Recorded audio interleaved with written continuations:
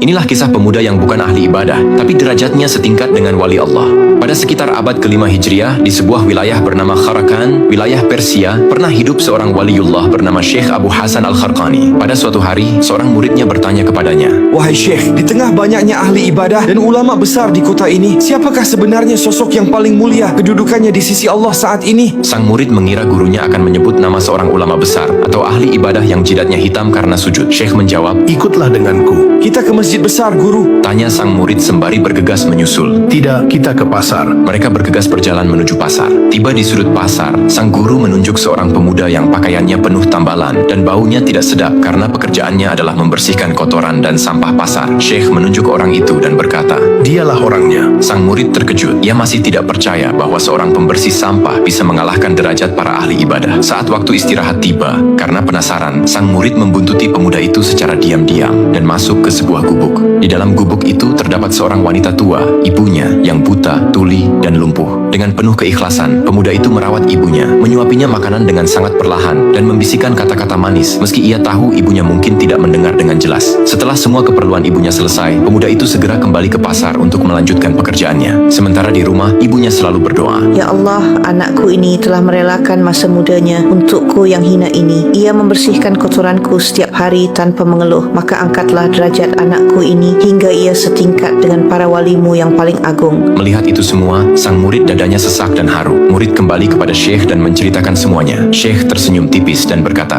"Engkau melihatnya sekarang. Banyak orang mencari Tuhan di dalam masjid dengan dahi yang sujud. Tetapi pemuda itu menemukan Tuhan di telapak kaki ibunya. Ia bukan menjadi mulia karena ilmu atau jikirnya yang panjang, melainkan karena doa ibunya yang menembus langit."